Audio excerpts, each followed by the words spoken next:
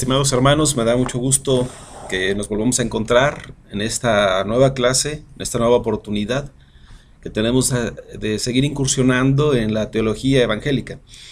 Y bueno, vamos a continuar con nuestro tema que tiene que ver con la existencia teológica, la existencia del teólogo. Y vamos a ver que el teólogo existe ahí donde hay compromiso. El teólogo evangélico solo existe dentro de un marco en donde él permite ser afectado.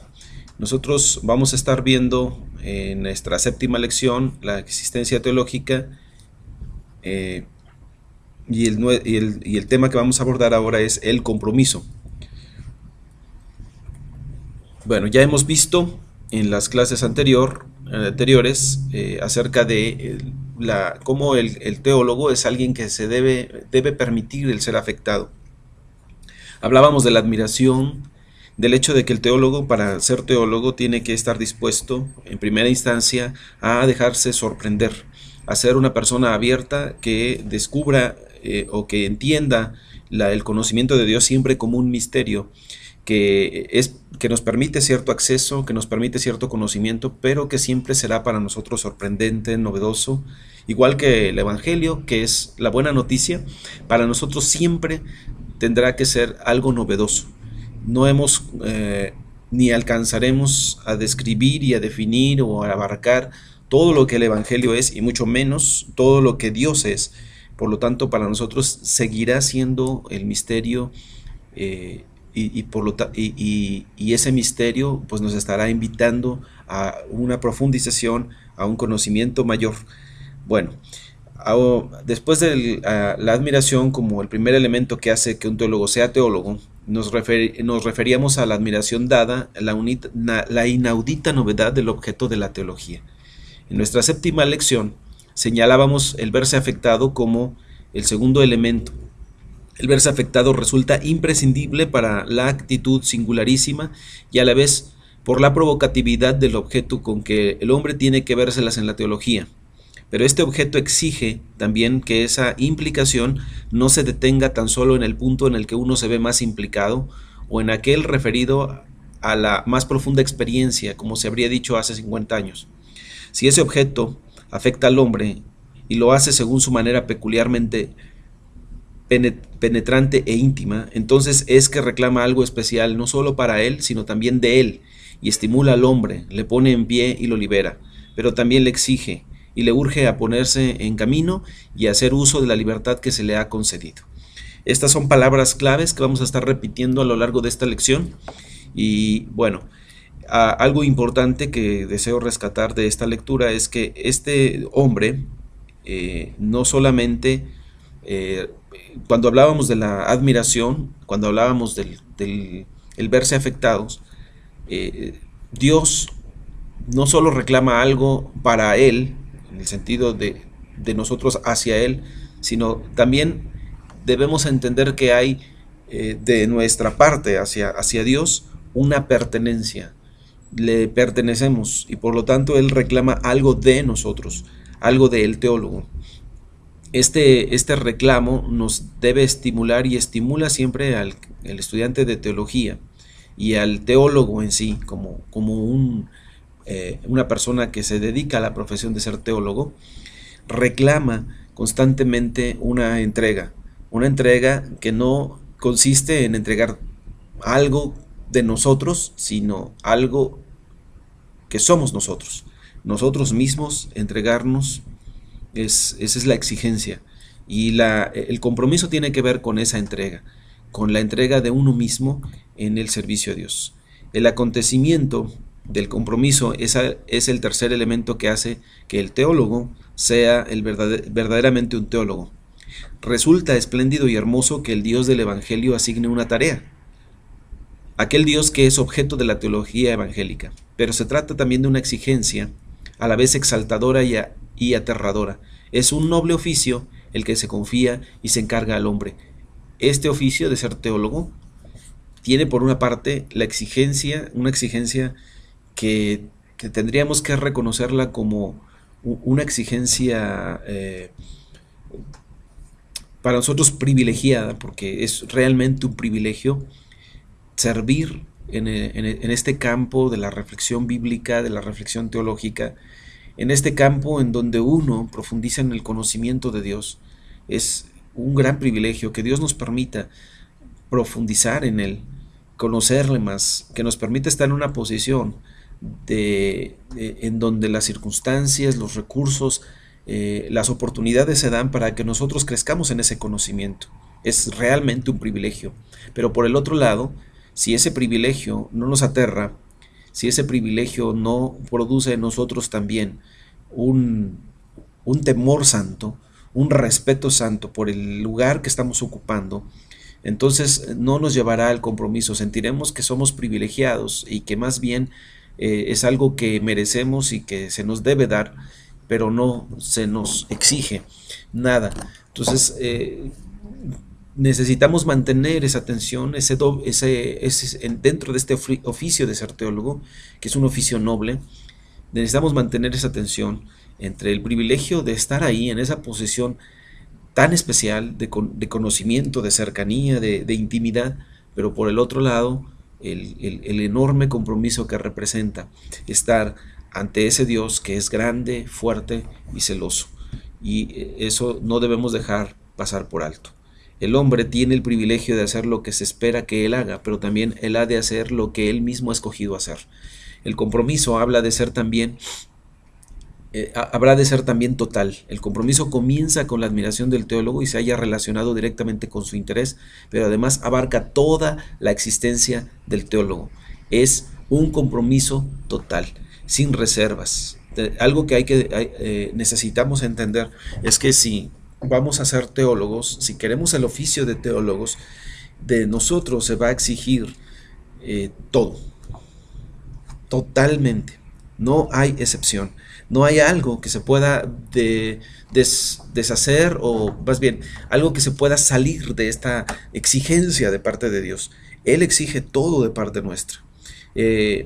Una persona que desea interiorizar, que desea internarse más bien en este misterio, profundizar en él, si realmente quiere conocer a Dios, necesita conocerlo, no en un aspecto intelectual, sino en un aspecto profundo en el que Dios no solamente nos afecta, no solamente como si fuésemos algo ajeno a Él y estamos a la distancia y Él como un sujeto llega y afecta a este objeto.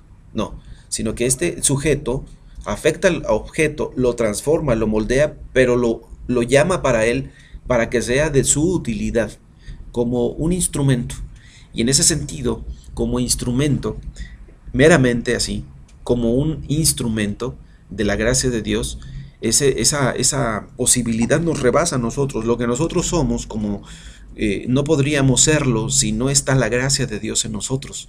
Nada de lo que nosotros pretendemos hacer sería posible por nosotros mismos, si no es que estamos en la mano de Dios y esa mano nos utiliza, si esa mano nos dirige, si esa mano es...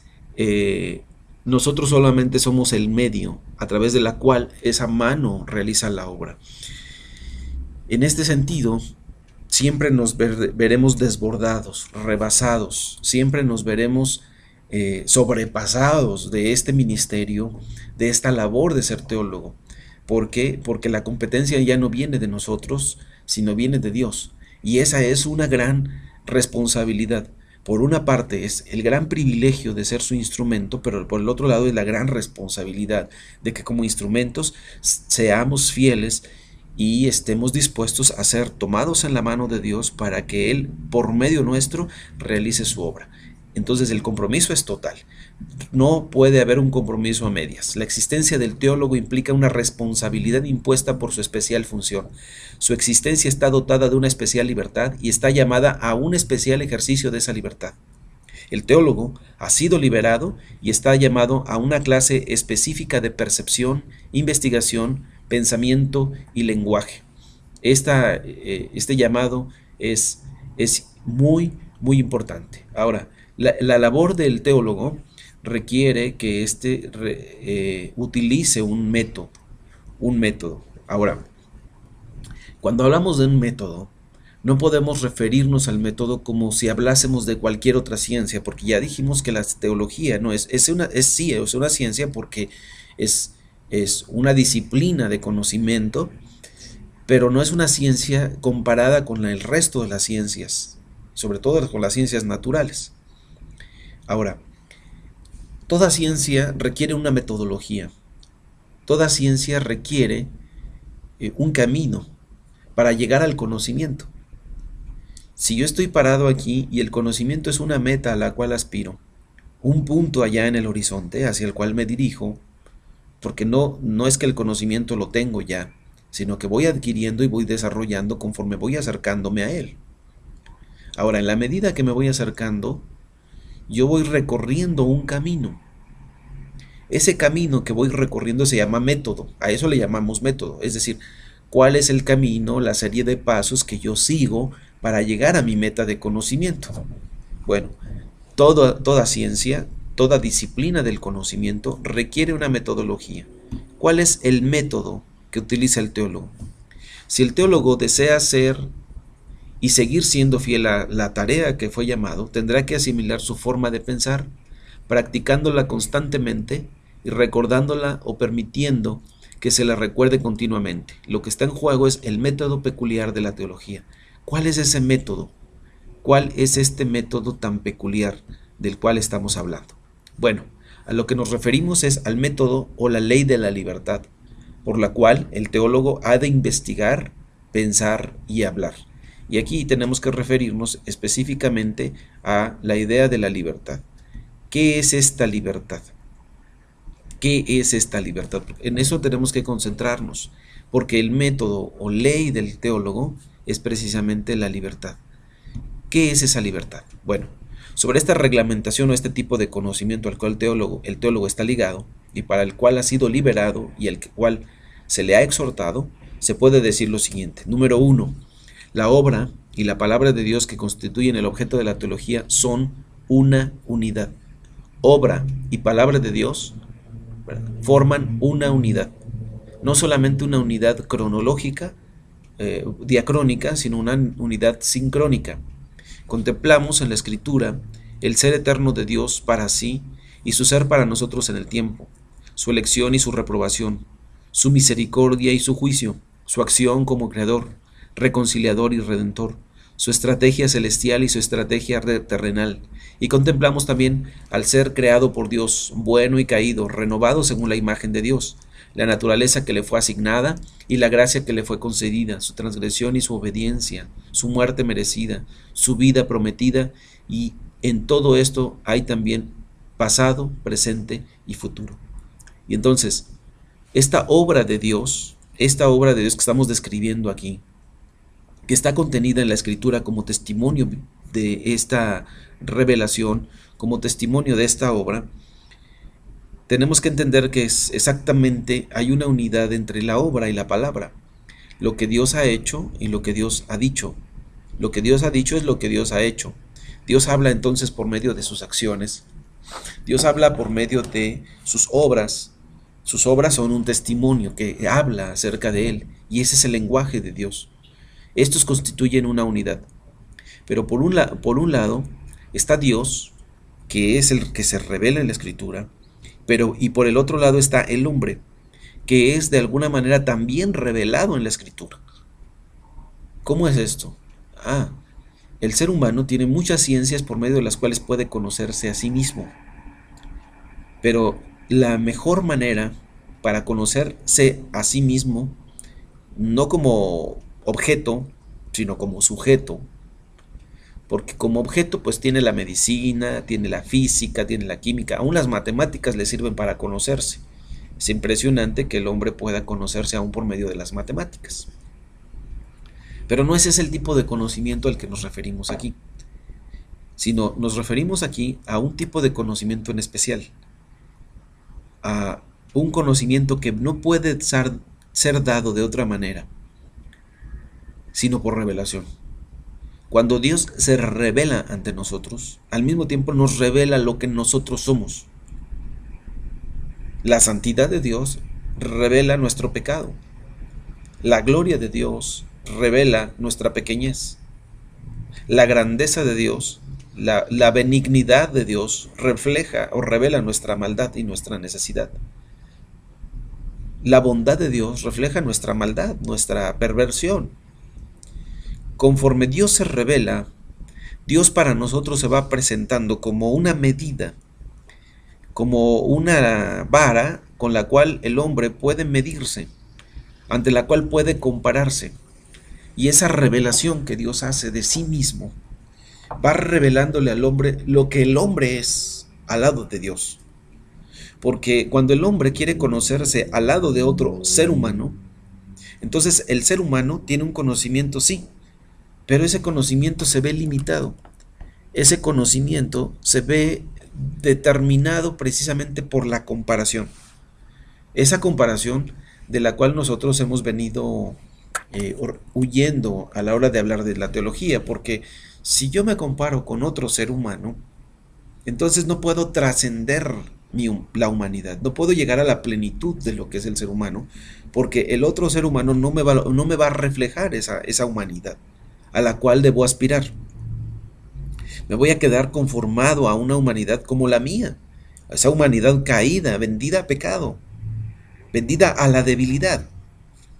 Ahora, si no es porque Cristo Jesús ha aparecido en la historia humana y se ha revelado como el verdadero hombre, y se ha revelado como el hombre auténtico, el hombre pleno, entonces yo no podría conocer esa aspiración humana a la cual soy llamado. Dios me ha llamado a mí a ser un humano pleno, pero no pleno en el sentido de ser un humano que se diviniza, sino soy un ser humano que alcanza su plenitud como ser humano, de acuerdo a un proyecto y a un plan preestablecido por Dios. Entonces, en esa obra y en esa palabra de Dios, no solamente conozco a Dios, sino me conozco a mí mismo. No solamente se revela Dios, sino en esa palabra se revela el hombre nuevo, se revela el hombre pleno, se revela el ser humano tal y como Dios lo ha concebido según su proyecto, según su plan.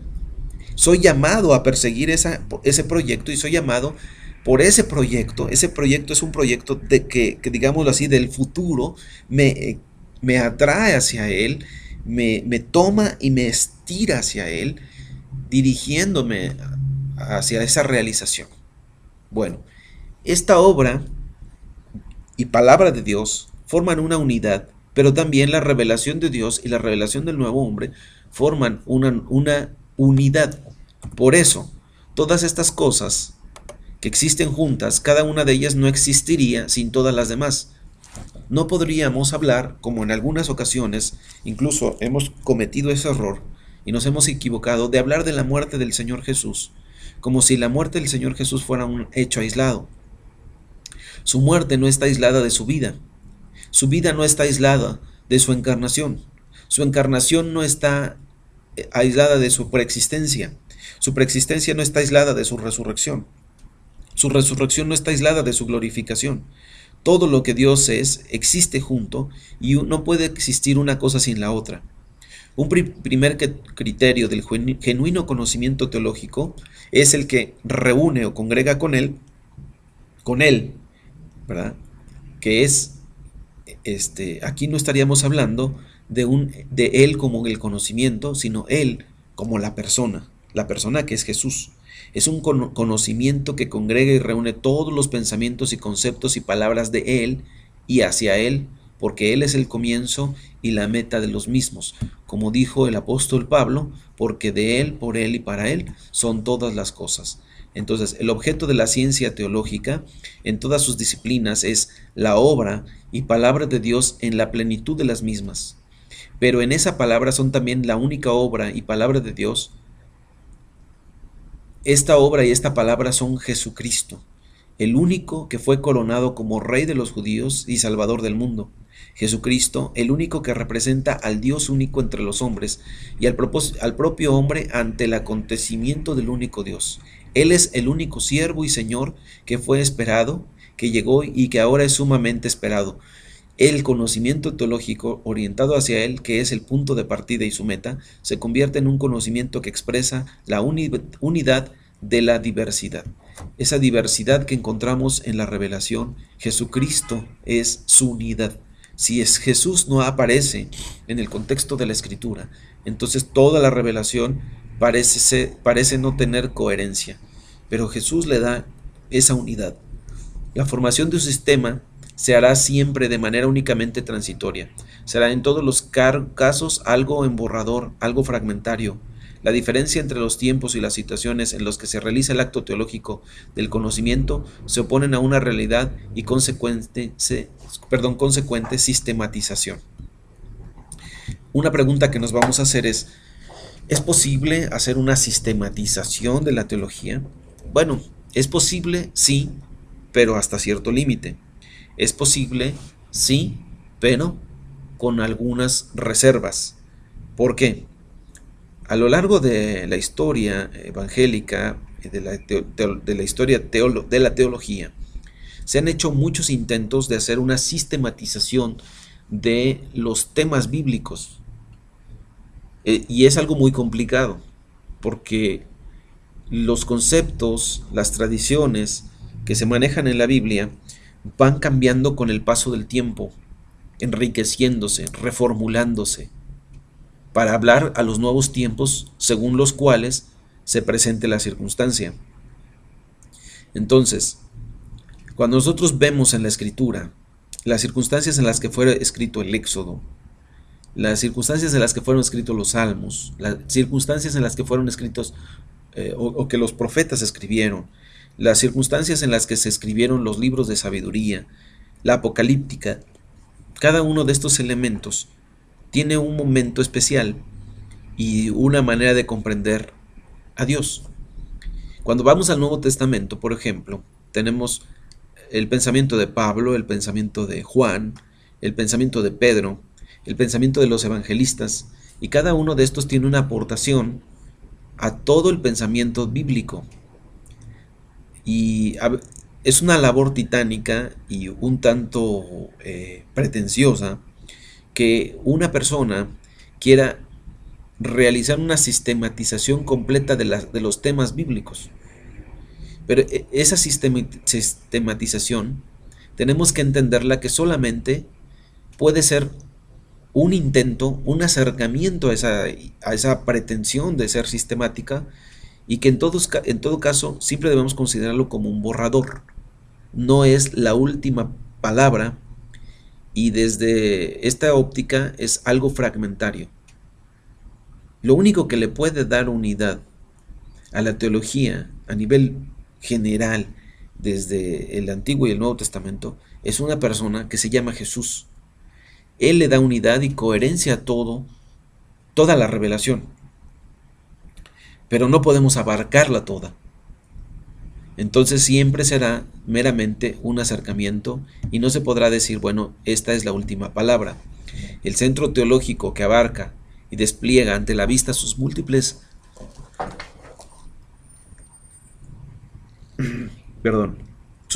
aspectos individuales no es un principio disponible de construcción, sino que es Jesucristo.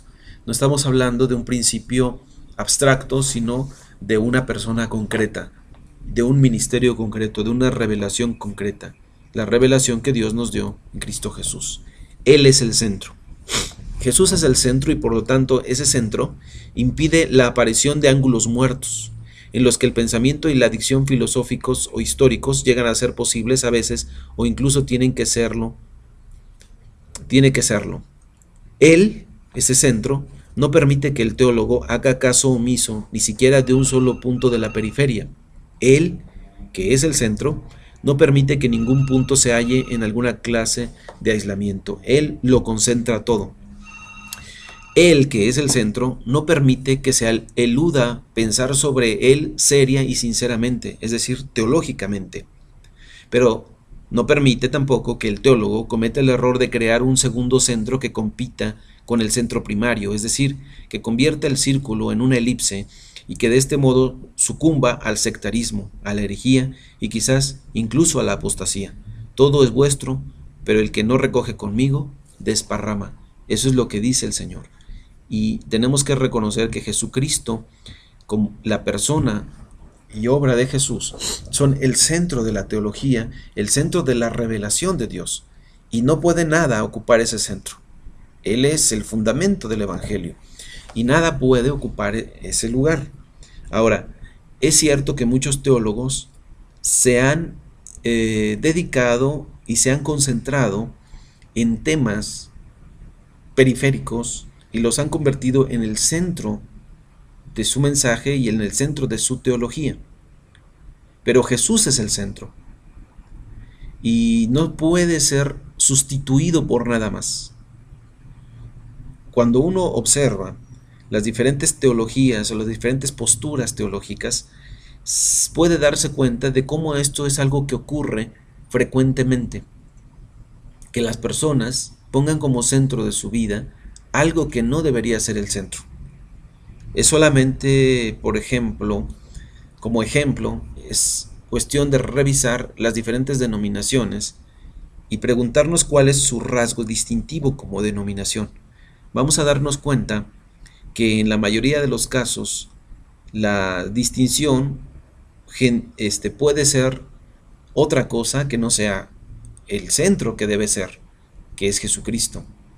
Y la distinción de ciertas denominaciones termina desplazando a Jesús del centro, y en lugar de ser Jesús el centro, se ocupa, o hay otra cosa que ocupa ese lugar. Por supuesto que uno puede pensar, bueno, el centro debería de ocuparlo el Padre, pero no es así, porque el Padre se revela en Jesucristo, y nadie tiene acceso al Padre si no es por medio de Jesucristo. Él es el centro, y si Él no está en el centro, entonces no se puede tener acceso al Padre. La Escritura misma, desde Génesis hasta el Apocalipsis, tiene como centro y como tema central y como tema que da coherencia y explicación y que le da sentido a toda la revelación, la persona, la obra, el ministerio de Cristo Jesús. Y aún la revelación del Padre no sería posible y no sería comprensible si no estuviera presente la revelación del Hijo. No podríamos pensar tampoco en la manifestación del Espíritu de Dios, el Espíritu Santo, en la vida de la iglesia de los creyentes. No sería posible ni experimentarla ni comprenderla si no estuviera Jesús en el centro. De ahí que en muchos casos la teología se debería entender o se ha utilizado este término, y quisiera pensar que lo vamos a utilizar con muchas reservas, la palabra cristocéntrico. La teología evangélica es una teología cristocéntrica, que tiene unidad, que tiene coherencia, que tiene unicidad, y todo esto se debe gracias a la persona y a la revelación que se ha dado en Cristo Jesús.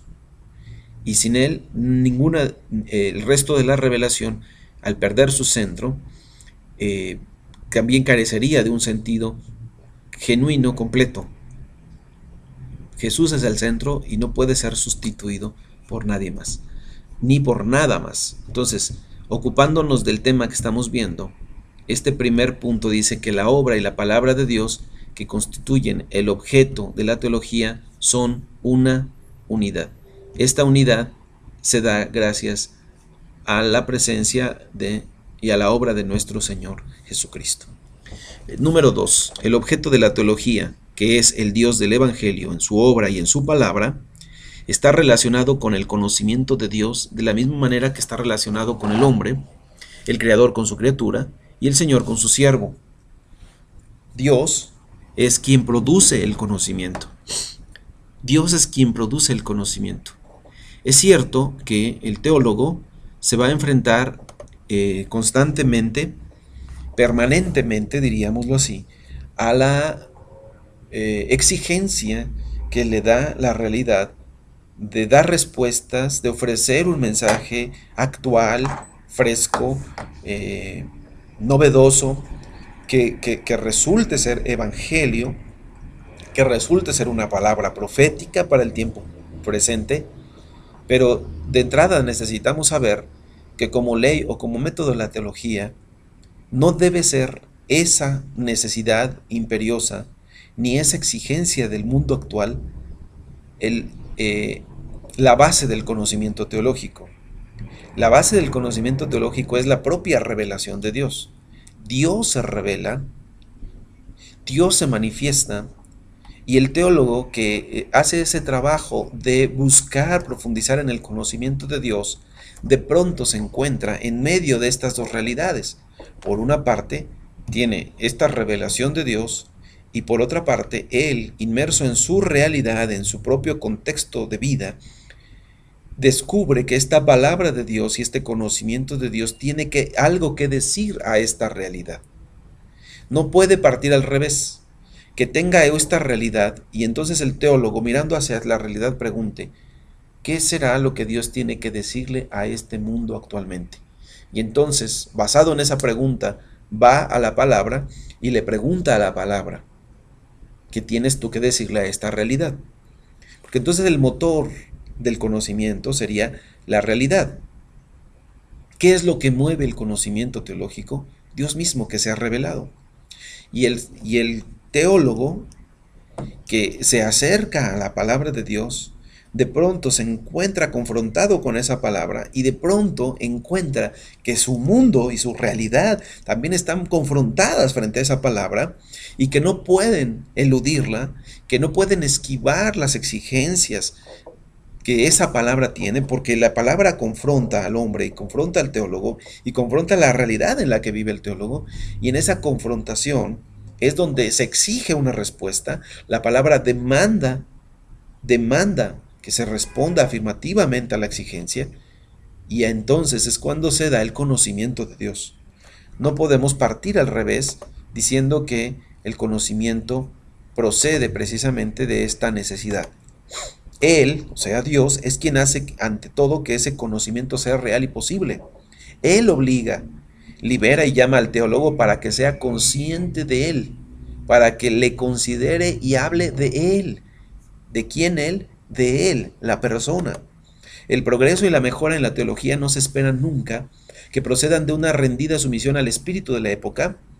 No procederán sino de la intensificada decisión de ajustarse a la ley de su propio conocimiento teológico, aunque las teologías mantengan una serena apertura hacia el espíritu de los tiempos. La pregunta que tiene el teólogo para Dios no es, Señor, ¿qué?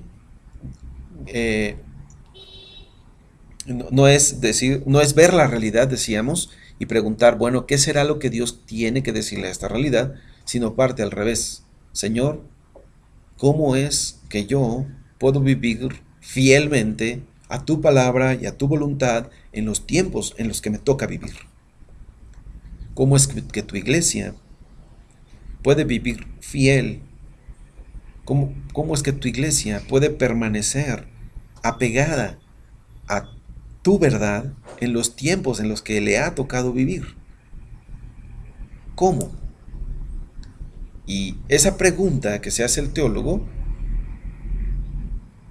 confrontado por la palabra de Dios y el deseo de ser fiel a Él, a Dios, es lo que hace que su conocimiento pueda ser posible. Muy bien. El teólogo conserva su libertad al hacer uso de cualquier capacidad humana de percepción, juicio y lenguaje, sin estar ligada a cualquier epistemología presupuestada. En su uso libre y ecléctico de las capacidades humanas, a lo único a lo que ella tiende es a una cosa. La libertad del teólogo tiene una tendencia. ¿Cuál es? A prestar la obediencia que le exige hoy y ahora su objeto, que es Dios vivo, en Jesucristo viviente y en el poder vivificante del Espíritu Santo. Ese es el desafío. Y número 3, el objeto de la teología. La obra y la palabra de Dios en la historia del Emmanuel y en su testimonio bíblico tiene una determinada propensión, un determinado énfasis y tendencia y una dirección irreversible. Esta propensión, este énfasis, esta tendencia, esta dirección irreversible es el sí de Dios. Este doble aspecto puede designarse como el sí y el no, pronunciados vigorosamente al hombre, o como el evangelio que eleva al hombre y la ley que le reprende. como la gracia dirigida a él y la condenación que lo amenaza, y como la vida para la cual él ha sido salvado y la muerte en la que él ha incurrido. Decíamos, hablando del compromiso que se exige del teólogo, el teólogo se va a mover en medio de estas dos realidades, en medio de estas dos fuerzas que de alguna manera están presentes, que no son complementarias, tampoco son antagónicas, sino se deben mantener en una tensión, porque la tensión que provoca estas dos realidades es la experiencia teológica. Esa tensión que existe entre las dos realidades, que es el sí y el no de Dios, este sí y no provoca una tensión, y esa tensión es donde el teólogo existe, y es donde se le exige un compromiso. Vamos a decirlo de esta manera.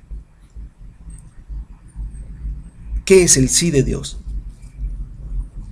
El sí de Dios tiene que ver con esa apertura de Dios a la vida, a la existencia, a la participación del hombre en sus proyectos.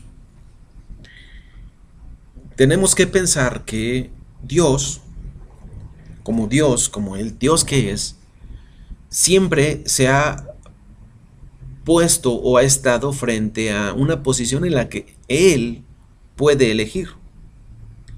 Digámoslo así, y esto sería como una imaginación. Antes de crear el mundo, Dios estaba frente a sí mismo,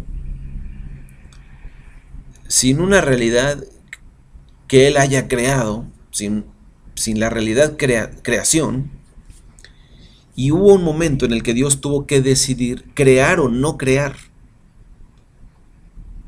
Y digámoslo así, lo que existía era la no creación, porque no había creación. No existía la creación, entonces no existía, o podríamos decirlo así, existía la nada.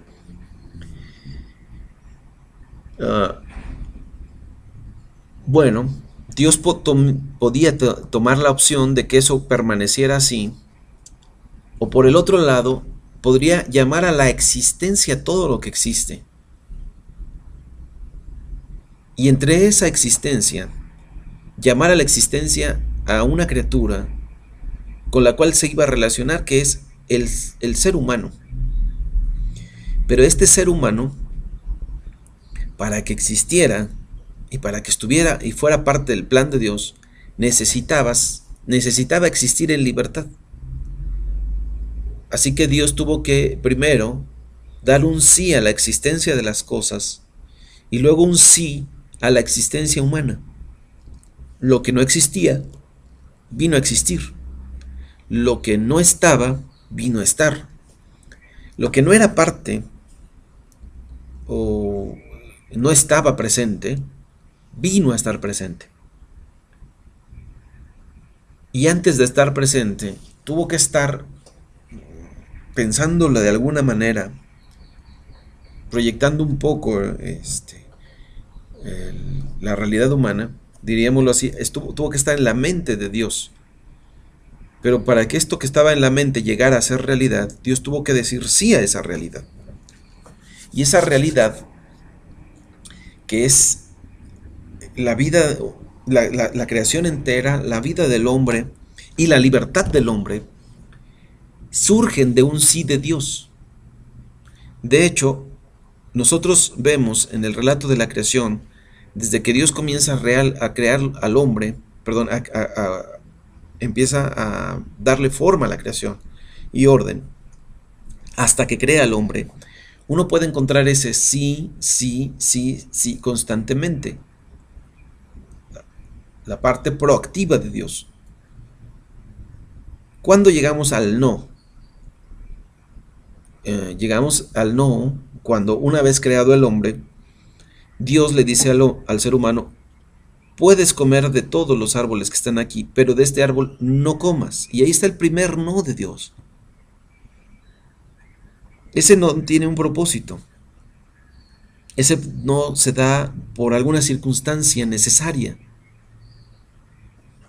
porque Dios pone delante del hombre la libertad, y en la libertad le permite elegir. Lo ama. Dios ama al hombre. Le ha dicho sí a ese amor. Le ha dicho sí a esa existencia del ser humano. Pero para que esta existencia sea existencia en la libertad, Dios también tiene que darle sí, un sí, a la otra opción. No nada más a la opción de la vida y de la obediencia, sino también le tiene que dar al hombre la opción de la muerte y la desobediencia, o de la desobediencia y la muerte, para que entonces la elección del hombre sea una elección libre. Y si el hombre le da un sí a Dios, también sea un sí basado en la libertad. Porque Dios, así como fue libre para decidir si existían o no las cosas, y finalmente su decisión fue sí, que existan, también el ser humano es presentado ante esa realidad de elección donde puede decir sí a Dios, pero también puede decir no a Dios. La elección de Dios fue sí al hombre. La elección del hombre fue no a Dios. Sí al hombre, no a Dios. Y entonces eligió un camino en el que el pecado se apoderó de su vida. Pero Dios tenía contemplado esto. Sabía que en esa libertad el hombre, al elegir no, necesitaría una opción distinta para que ahora en el no, él pueda elegir el sí. Porque la realidad es que el hombre eligió el no y ahora vive en el no, en la muerte, en el pecado, en las fuerzas que aniquilan la vida. Entonces la elección y la decisión del hombre, la opción para el hombre hoy es un sí a Dios, un sí al sí de Dios. Ahora, este sí y este no son pronunciados vigorosamente de parte de Dios. El sí está en su evangelio, el no está en su ley. Y esta ley no puede existir sin el evangelio y el evangelio no puede existir sin esta ley. Porque qué buena noticia va a ser el evangelio si no existe una ley que condene al hombre y que le exija al hombre, que le prohíba al hombre. Pero por el otro lado, ¿qué necesidad habría de una ley que exija y que prohíba al hombre si de este lado no hay un evangelio de salvación? Entonces, una existe con la otra en una constante tensión, y el hombre está en medio de esa tensión tomando decisiones. Y la existencia teológica es una existencia que requiere un sí al sí de Dios. Entonces, este doble aspecto puede designarse como el sí y el no, pronunciado vigorosamente al hombre, o como el evangelio que eleva al hombre y la ley que le reprende, como la gracia dirigida a él y la condenación que le amenaza, o como la vida para la cual el hombre ha sido salvado y la muerte en la que él ha incurrido. Estas dos realidades coexisten. Es innegable que el hombre tiene que escuchar allí un enérgico y sobrecogedor no divino, pero es también innegable el hecho de que ese no está incluido dentro de un sí creativo, reconciliador y redentor pronunciado al hombre. Cierto que la ley que sujeta al hombre se halla asentada y proclamada aquí, pero su validez divina y su poder divinamente vinculante se deben, no menos, ciertamente, a su carácter como ley del pacto y como una forma del evangelio. Indudablemente se pronuncia y se ejecuta allí una condenación, pero en esa misma condenación se despliega claramente la gracia reconciliadora, como se ve en la decisiva ejecución de esa condenación sobre la cruz en el Gólgota. La muerte aparece allí innegablemente como la frontera última de todo comenzar y finalizar humano, pero la vida eterna del hombre aparece también de manera innegable como el sentido y la meta de su muerte. El sí y el no de Dios no son ambivalentes. El evangelio y la ley no poseen carácter complementario. Decíamos, ese sí y no son contrarios, pero tampoco son complementarios, sino deben de existir en una constante tensión para que el hombre se mantenga en medio de esa tensión decidiendo permanentemente asumiendo compromisos. El teólogo encuentra satisfacción cuando su conocimiento está dirigido por la confianza que le transmite el objeto de su ciencia. Es así como él llega a ser y sigue siendo una persona feliz y satisfecha, que difunde también satisfacción y contento por toda la comunidad y por todo el mundo. El teólogo es un hombre libre, es una persona libre que constantemente está decidiendo, que constantemente está dando un sí a Dios, un sí al sí de Dios.